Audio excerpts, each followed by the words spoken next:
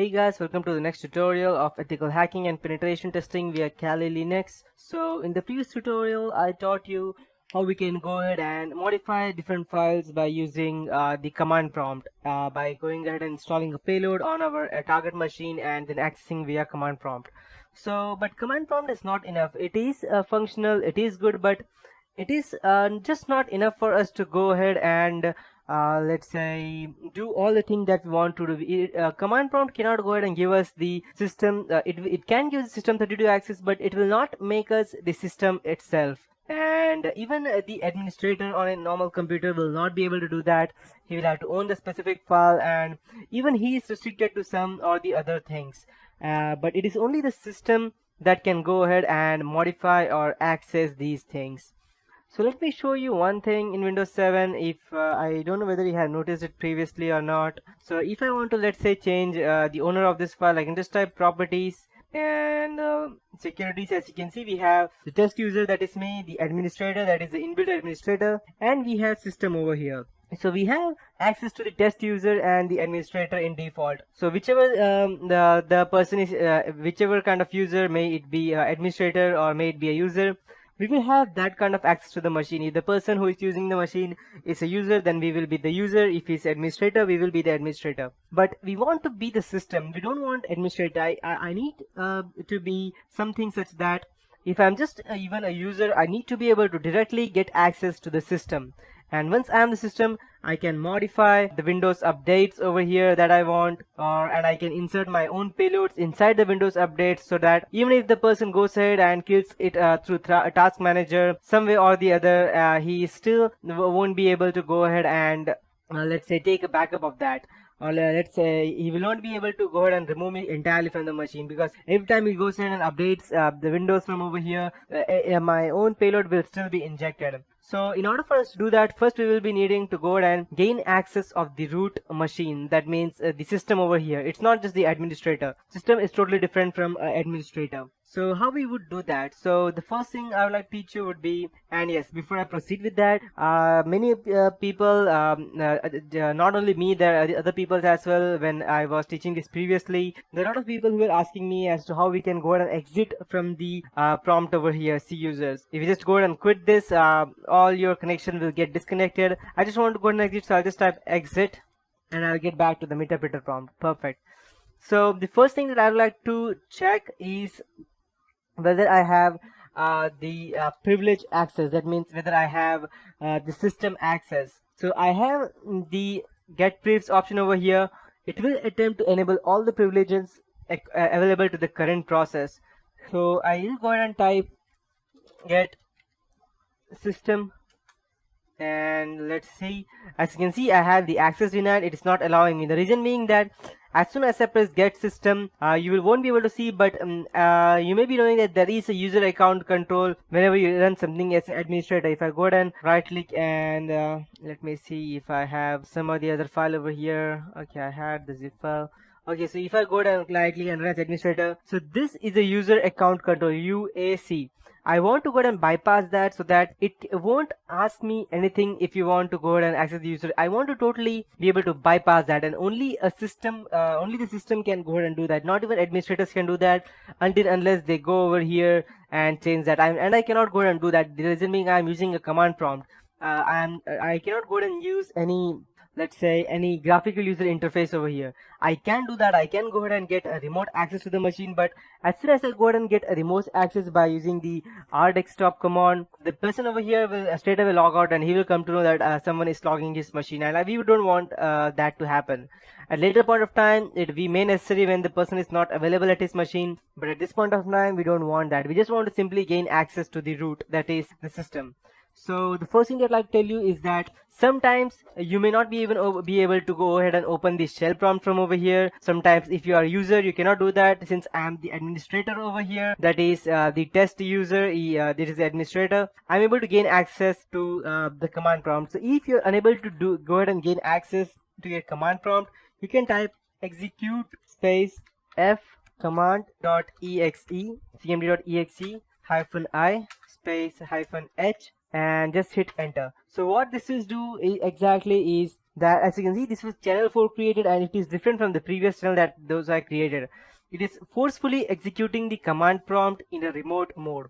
So the person over here won't even recognize that the command prompt is running unless he goes ahead into the task manager and sees it running over here. So yes, and yeah, so we have our payload over here. The first thing that we would like to do is that we need to go ahead and migrate it. So let's go ahead and check how we can go ahead and migrate it. I have shown that to you in previous tutorial, so let's go ahead through that once again, and then we will go ahead and migrate that to another process. So first thing that we need to do is to go ahead and get all the list of things that are working over here. So let me check the PIDs over here.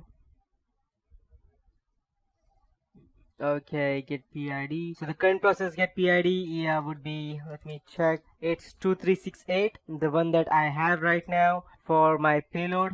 Okay, you won't be able to see that over here, but I need the PID for each and everything. So let's check as to how we can go ahead and do that. And let's check. No.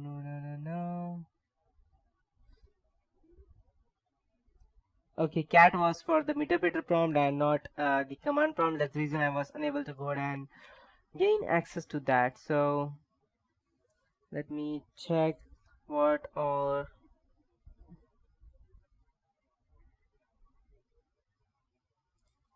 So okay, over here it's perfect. List all running processes. So I'll just go ahead and type PS, and we have 2368 for our payload, and yeah, that's the PID. I don't want the PPID.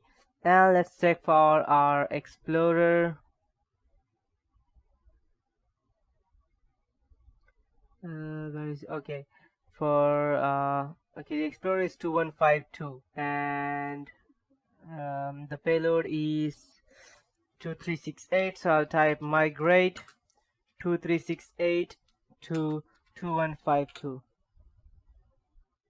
Can migrate to current process. Okay, sorry, 2152. Okay, it should be done successfully. Perfect. And if I go ahead and check, I cannot see the payload over here. The reason being that it's migrated to Explorer itself. Perfect. So now the next thing that I would like to go ahead and do would be to gain access of the remote system. So in order for me to go and before I go ahead and do that, I will be teaching that in next tutorial, because that is something in much detail, so which I cannot continue in this tutorial. So I'll just go ahead and show you how we can go ahead and get a remote desktop access, just in case if you go ahead and want to do that. So you can just open another terminal and you can type R desktop and you can type U, and you need to know the username of your computer. And if you want to know the username, then just go ahead and type over here sysinfo, and the name of the person is test user. So just copy it and paste it over here. I believe it is the same, right? Test user, perfect. And a test user, and -p, -u is for the username that you're stating that this is the username, and -p is for the password. And I get that you don't know what is the password of this person yet, and again, if you want to know the password, you will have to gain access to the security accounts manager, that's SAM database or the hash file of the Windows 7.